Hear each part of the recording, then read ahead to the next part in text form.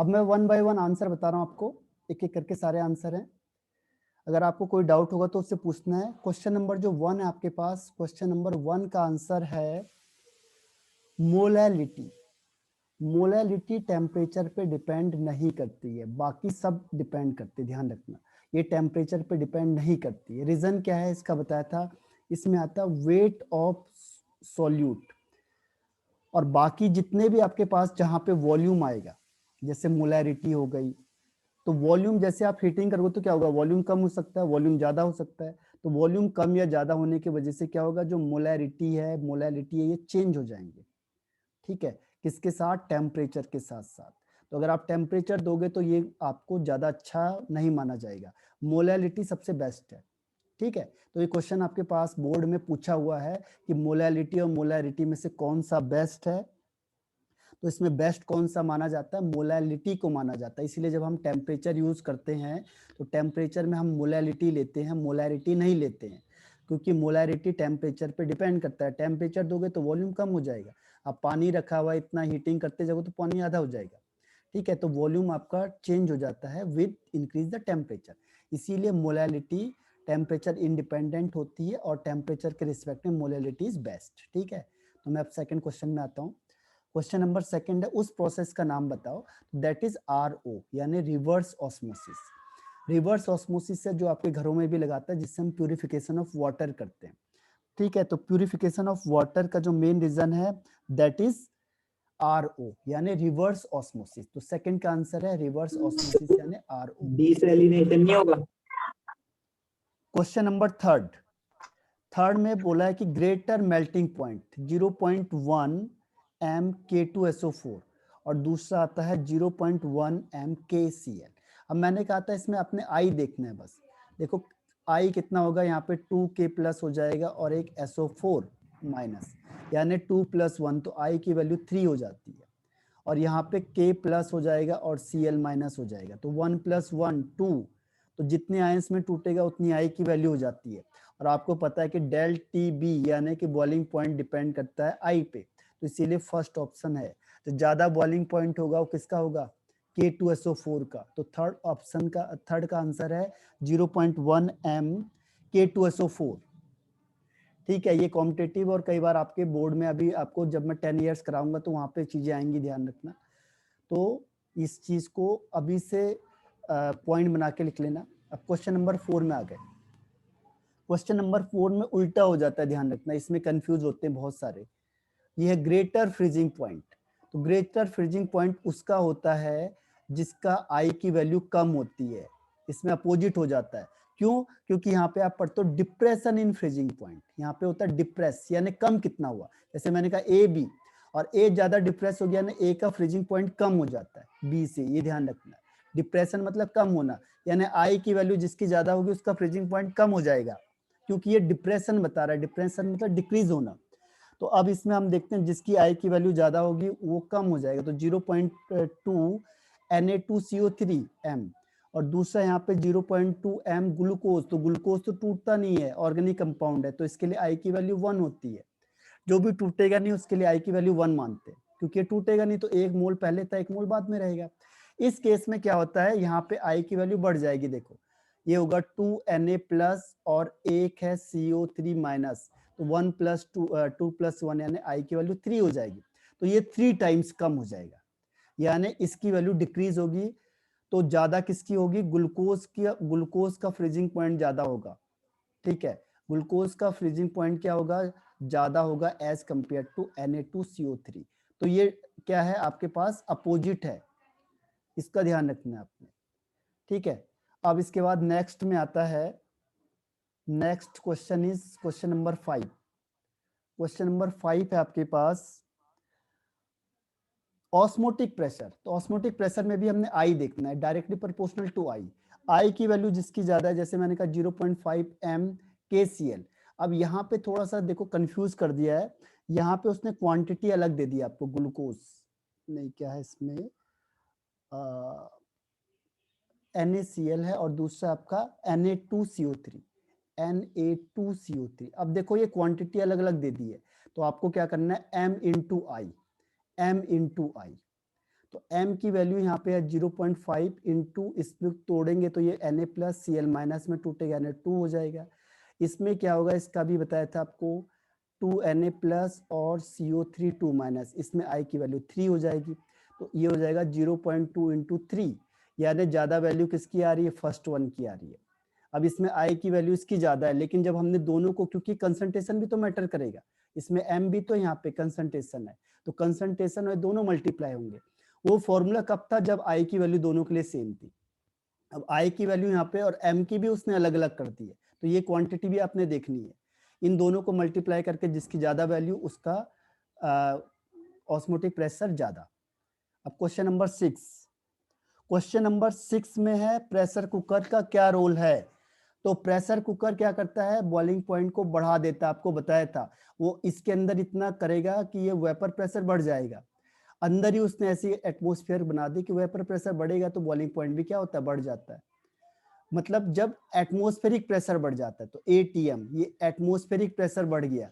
तो जब एटमॉस्फेरिक जैसे हाई एल्टीट्यूड में जाते हैं तो वहां पे क्या होता है कि एटमॉस्फेरिक प्रेशर कम होता है तो बॉइलिंग पॉइंट कम हो जाता है। तो जो एटमॉस्फेरिक प्रेशर है इसको प्रेशर कुकर बढ़ा देता है, जिससे उसका बॉइलिंग पॉइंट बढ़ जाता है। तो मेन है बॉइलिंग पॉइंट इंक्रीज हो जाना। अब क्वेश्चन नंबर 7 में कहता है role of volatile solute and mole fraction, sorry vapour pressure and mole fraction का है, राउल्ट लॉ ने दिया था, PA = P0A/x। तो मोल फ्रैक्शन और वोलेटाइल सॉल्यूट के लिए वेपर प्रेशर और मोल फ्रैक्शन के बीच में रिलेशनशिप है, जो राउल्ट लॉ ने दिया था, Raoult law. Question number 8, positive deviation का मैंने आपको बताया था। पॉजिटिव डेविएशन का मेन रीजन क्या होता है, फोर्स ऑफ अट्रैक्शन। बस जो AB का फोर्स ऑफ अट्रैक्शन होता है वो कम होता है किससे, AA से या BB से। बस इतना ही लॉजिक है, इसका मेन आंसर यही है। फोर्स ऑफ अट्रैक्शन AB का कम होगा तो क्या होगा, वॉल्यूम बढ़ जाएगा। ठीक है, तो क्वेश्चन नंबर 8 हुआ force of attraction. Question number 9 में नेगेटिव डेविएशन होता है, फिर इसका भी वही रोल है। देखो नेगेटिव डेविएशन का मतलब हीट निकलेगी बाहर को, तो हीट कब निकलेगी बाहर, जो AB होता है इसका फोर्स ऑफ अट्रैक्शन ज्यादा होता है किससे, force of attraction of AA से या BB से। तो जब फोर्स ऑफ अट्रैक्शन ज्यादा होगा, तो मैंने आपको कहा है कभी भी ध्यान रखना, जब बॉन्ड टूटेगा, जब बॉन्ड ब्रेक डाउन होता है, ब्रेक डाउन, तो उसमें क्या होता है, हीट रिक्वायर्ड होती है, ध्यान रखना, हीट रिक्वायर्ड। और जब बॉन्ड फॉर्मेशन होगा तो उसमें क्या होगा, हीट ऑलवेज रिलीज होगी।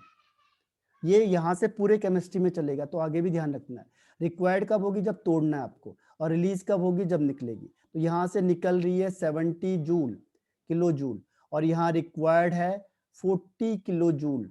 तो कितना बच गया आपके पास, 30 बच गया। तो 30 कहाँ जाएगा, वो एटमोस्फेयर में निकलेगा बाहर। इसीलिए इसमें क्या होता है, हीट निकलती है बाहर, नेगेटिव होता है। ठीक है, अब क्वेश्चन नंबर आ गया 10 पे। क्वेश्चन नंबर 10 है हमारे पास, कोलिगेटिव प्रॉपर्टी को हम कहते हैं डेमोक्रेटिक प्रॉपर्टीज। डेमोक्रेटिक, क्योंकि हमारी कंट्री डेमोक्रेटिक है, और कोलिगेटिव प्रॉपर्टी जो नंबर पे डिपेंड करती है, ठीक है, नेचर पे डिपेंड नहीं करती। अब question number 11, question number 11 is के बी की वैल्यू आपको दे दी है, KB = 1.86। KB मतलब बॉइलिंग पॉइंट बढ़ रहा है, यानी 1.86 केल्विन टेम्परेचर, यानी बॉइलिंग पॉइंट क्या हो जाएगा, बढ़ जाएगा, इंक्रीज हो जाएगा। कब, जब आपने 1 मोल या 1 मोलालिटी 1 मोल सॉल्यूट को डिसॉल्व किया है 1 kg सॉल्वेंट में, तो उसका जो बॉइलिंग पॉइंट है वो 1.86 इंक्रीज हो जाता है। तो उसे कहते हैं हम KB = 1.86। ध्यान रखना, एक बार एक क्वेश्चन ही पूछा हुआ था, KB = इसका मतलब क्या हुआ, इसका मतलब है कि इतना केल्विन टेम्परेचर या इतना डिग्री सेल्सियस क्या होगा, बॉइलिंग पॉइंट बढ़ जाएगा, अगर हमने क्या किया है 1 मोल सॉल्यूट को 1 kg सॉल्वेंट में डिसॉल्व किया है, तो सॉल्वेंट में डिसॉल्व करेंगे तो इतना बढ़ जाएगा। क्वेश्चन नंबर अब आता है 12। क्वेश्चन नंबर 12 इज, सॉलिबिलिटी को हम दो टर्म्स में डिपेंड करते हैं। ध्यान रखना, ये बहुत इंपॉर्टेंट है, क्योंकि क्वेश्चन सॉलिबिलिटी का हमारे पास कोई भी फॉर्मूला नहीं है। तो जहां पे अगर मोल फ्रैक्शन निकलेगा तो वहां पे मोल फ्रैक्शन से निकालना है, जहां पे मोलैरिटी से निकलेगा वहां पे मोलैरिटी से निकालना है। तो इन दो टर्म्स में आप सॉलिबिलिटी को निकालोगे, डायरेक्ट इसका फॉर्मूला नहीं है। क्वेश्चन आएगा, आप कहोगे हमें तो पता ही नहीं इसका। तो इसके लिए अगर हेनरी लॉ वगैरह आता है तो मोल फ्रैक्शन हो जाएगा, और ज़्यादातर अगर मोलैरिटी निकलेगी तो मोलैरिटी निकालनी है आपने, ठीक है। वो डाटा पे डिपेंड करेगा, डाटा आपको क्या दिया होगा। 13 क्वेश्चन आ जाते हैं हम। 13 क्वेश्चन में आपके पास है value of I, degree of dissociation के लिए आई की वैल्यू ज्यादा होगी, क्योंकि जब भी हम तोड़ेंगे तो 1 से ज्यादा होगी, तो 1 से ग्रेटर होगी अगर डिग्री ऑफ डिसोसिएशन होता है। तो इसका अपोजिट होगा, अगर डिग्री ऑफ एसोसिएशन होगा तो आई की वैल्यू 1 से कम हो जाएगी, ठीक है। अब आते हैं हम क्वेश्चन नंबर 15 पे। क्वेश्चन नंबर 14 के बाद आगे क्वेश्चन नंबर 15। क्वेश्चन नंबर 15 क्या कहता है?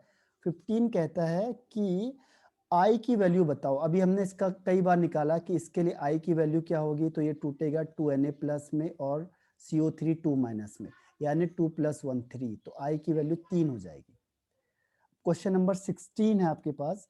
16 में अगर वो कह रहा है K2SO4 है और ये टूटेगा K प्लस में और SO4 2 माइनस में, तो आपको बताना है कि 40% टूट गया, यानी पहले 1 था, फिर ये 0.4 हटा, ये 0.4 इंटू 2, ये 0.4।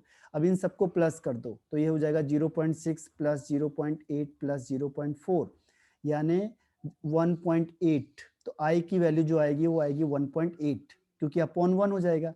पहले तो हमने 1 लिया था स्टार्टिंग में, फिर ये 40% का मतलब 40/100, यानी 0.4 हट गया। ये डबल बन रहा है तो इसलिए 2 से मल्टीप्लाई किया, ये 1 है तो इसको 1 से रहने दिया, इन सबको प्लस करके डिवाइडेड बाय 1, यानी आंसर इज 1.8।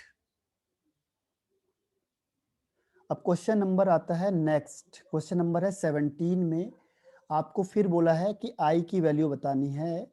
अगर KCl है, ये 60% डिसोसिएशन हो रहा है, K प्लस Cl-, स्टार्टिंग में 1 लिया आपने, 60% का मतलब क्या हुआ 0.6, तो ये 1 माइनस 0.6, ये बनेगा 0.6, ये बनेगा 0.6, इसमें से बचा 0.4, 4 10, 1.6/1, क्योंकि इन सबको प्लस कर दो डिवाइडेड बाय 1, क्योंकि स्टार्टिंग में 1 लिया था हमने, that is the value of आई।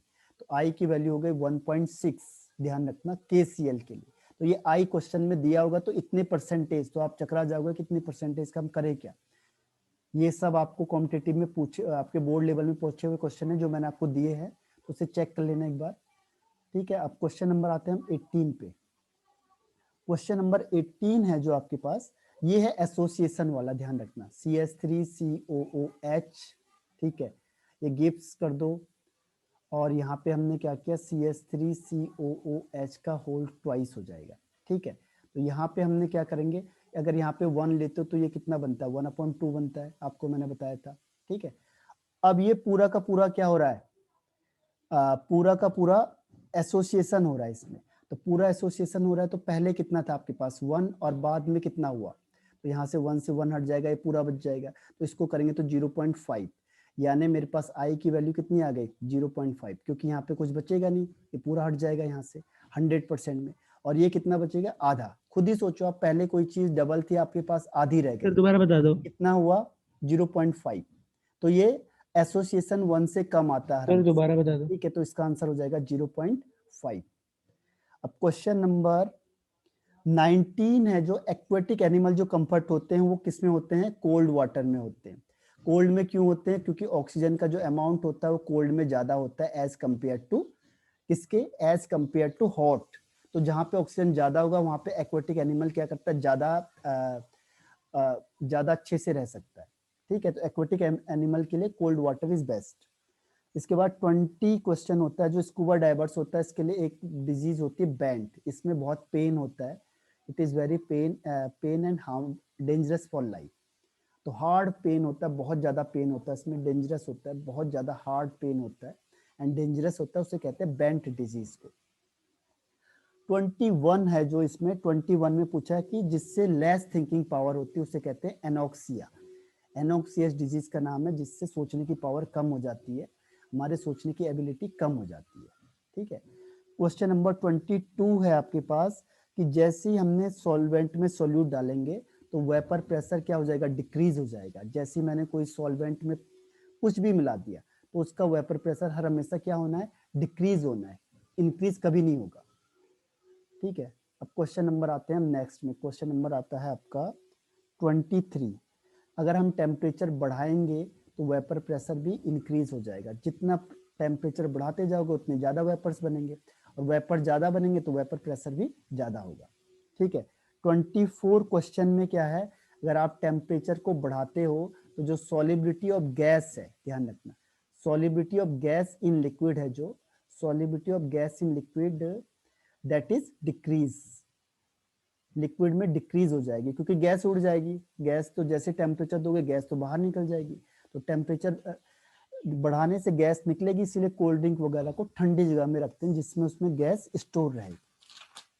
ठीक है, आइडियल गैस क्या होता है कि जो आइडियल गैस होता है, सॉरी आइडियल सॉल्यूशन होता है, इसमें कोई भी डिस्टरबेंस नहीं होता है, डेल एच और डेल मिक्सिंग जितना होना चाहिए था उतना ही होता है आइडियल के केस में, because of chemical similarities, chemical जो बिहेवियर होता है उसमें सिमिलरिटी हो सकती है, केमिकल बिहेवियर में सिमिलरिटी होती है, ध्यान रखना, केमिकल बिहेवियर में सिमिलरिटी होती है कि जैसा एक हाइड्रोजन बॉन्ड बना रहा है तो दूसरा भी हाइड्रोजन बॉन्ड बनाएगा, और एक नॉन पोलर तो दूसरा भी नॉन पोलर, तो इस तरीके से क्या होगा, केमिकल बिहेवियर होगा सेम, तो उस वजह से आइडियल सॉल्यूशन क्या होते हैं, उसमें कोई भी डेविएशन नहीं होता है। 26 क्वेश्चन 26 में है, अगर आपने क्या किया, रेजिन लिया, इसे वाटर में रखा है तो इसमें क्या होगा, स्वेलिंग हो जाएगी, ये स्वेल हो जाएगा। ठीक है, रेजिन क्या होगा, स्वेल हो जाएगा। इसका अपोजिट है, जैसे आपने वाटर को किस में रखा, NaCl के सॉल्यूशन में रखा है, तो इसमें क्या होगा कि यहाँ पे श्रिंक हो जाता है, श्रिंक। आपने सुना होगा जो बैक्टीरिया होता है, बैक्टीरिया को ऐसे ही मारते हैं, जहाँ पे बैक्टीरिया होता है वैसे मरता नहीं है, लेकिन उसमें क्या करते हैं, NaCl देखो नमक वगैरह मिला देते हैं, तो ये जितने भी इसके अंदर के वाटर है उसको बाहर निकाल देता है, तो ये मर जाता है बेचारा। तो कोई ऐसे जानवर होते हैं जो बिल्कुल मरते नहीं, तो हम क्या करते हैं उसमें NaCl यानी नमक लगा देते हैं, तो वो क्या करता है, इसके अंदर का जो वाटर है उसे बाहर निकाल देता है, जिससे उसकी डेथ हो जाती है। 28 क्वेश्चन है यहाँ पे, डिसोल्यूशन, डिसोल्यूशन ऑफ गैस। ठीक है, dissolution of gas in liquid, dissolution मतलब गैस को लिक्विड में डालेंगे तो ये एक्सोथर्मिक प्रोसेस है, this is called exothermic process. कभी भी आप गैस को किस में डालोगे, लिक्विड में डालोगे तो उससे हीट निकलेगी, हर हमेशा, ऑलवेज। 29 होता है जो पीपीएम वर्ड हम यूज करते हैं, ये वहां पे यूज होगा जहाँ पे जो सॉल्यूट है उसकी क्वांटिटी बहुत कम होगी। पीपीएम मतलब पार्ट्स पर मिलियन, मिलियन में से कंपैरिजन किसे करेंगे, जो बहुत कम क्वांटिटी होगी, वहां पे हम इसे यूज करेंगे। अदरवाइज बड़े में हम किसे यूज करते हैं, अगर ज्यादा होगी तो परसेंटेज यूज करते हैं, लेकिन अगर बहुत कम होगी तो हम कहते हैं पार्ट्स पर मिलियन। परसेंटेज का मतलब पार्ट्स पर 100, सेंट कहते हैं 100 के लिए। और लास्ट क्वेश्चन है, अगर आप वेपर प्रेशर को बढ़ाओगे तो बॉइलिंग पॉइंट क्या होना चाहिए, बॉइलिंग पॉइंट क्या होगा, इंक्रीज हो जाएगा, एक दूसरे के, क्योंकि जितना वेपर प्रेशर जल्दी बन जाएगा उतना बॉइलिंग पॉइंट डिक्रीज हो जाएगा।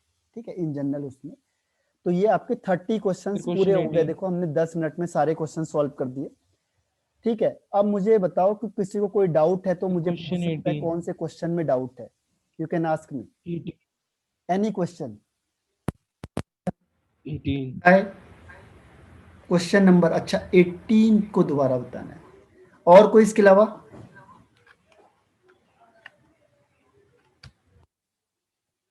नो। चलो 18 क्वेश्चन को मैं दोबारा बता देता हूँ। 18 क्वेश्चन में देखो क्या है कि आपके पास जब डिग्री ऑफ एसोसिएशन होता है, ध्यान रखना, एसोसिएशन, एसोसिएशन में क्या होता है, कभी भी ये एक क्वेश्चन है जो आपके पास बोर्ड में केवल एसोसिएशन का यही क्वेश्चन है, ध्यान रखना। ये होता है जब CH3 एसिटिक एसिड लिखा होगा बेंजीन के साथ, तो आप समझ जाओगे यहाँ पे एसोसिएशन हो रहा है। एसोसिएशन के केस में क्या होता है, इसके 2 मोल लोगे तो इसका 1 मोल बनता है। ठीक है, इसके 2 मोल लेंगे तो इसका 1 मोल बनेगा, यानी हाफ हो गया, सीधी सी बात है। आपने इसको 100% लिया तो 50% बन रहा है, सीधी सी बात है। और 50% का मतलब क्या हुआ, 0.5। सोचो कोई चीज डाइमर बनाती, डाई का मतलब 2 मॉलिक्यूल मिलके एक बना रहे हैं, तो कितना काम होगा उसका, आधा हो जाएगा, पहले 1 था तो अब आधा रह जाएगा, तो सीधी सी बात है, यहाँ पे 1 था, स्टार्टिंग में 0 था, अब ये कुछ रहा नहीं, तो ये कितना हो जाएगा, आधा हो जाएगा, जितनी भी क्वांटिटी हो अपॉन में चली जाती है। सोचो आपके पास 2 चीज थी, अब 1 ही बची, तो कितना बचा आपके पास, आधा ही बचा है केवल, आधा का मतलब 0.5, तो यहाँ पे जो आई की वैल्यू होगी वो होगी 0.5। ठीक है, अगर ये 100% क्या होता है, एसोसिएशन होता है तो इसमें आई की वैल्यू सीधा सा कॉन्सेप्ट है, 2 से 1 बन रहा है यानी 1 से आधा बनेगा। ठीक है, तो 1 से आधा बनेगा, अगर 10 होंगे तो 5 बनेगा, 3 होंगे तो 1.5 बनेगा, यानी आधा बन रहा है, क्योंकि एक 2 मॉलिक्यूल मिलके 1 बना रहे हैं। ठीक है, और कोई क्वेश्चन इसके अलावा, या ये समझ में आया कि नहीं आया? ओके, और इसके अलावा, हाँ टाइम तो हो गया, लेकिन कोई क्वेश्चन पूछना है आपको, आप अपने हिसाब से मार्क्स रख सकते हो अपने, आप अपने हिसाब से चेक करो, मुझे मार्क्स भी भेज दो अपने कि आपके कितने आए, और जहां पे आपको लग रहा है वो मुझे पूछना है फिर एक बार दोबारा। ठीक है, तो ये आज का सेशन यहीं पे फिनिश होता है, और मुझको आप आंसर भी लिख के भेज दो कि आपके कितने मार्क्स आ रहे हैं 30 में से। Each question carry 1 marks. Bye bye and have a nice day.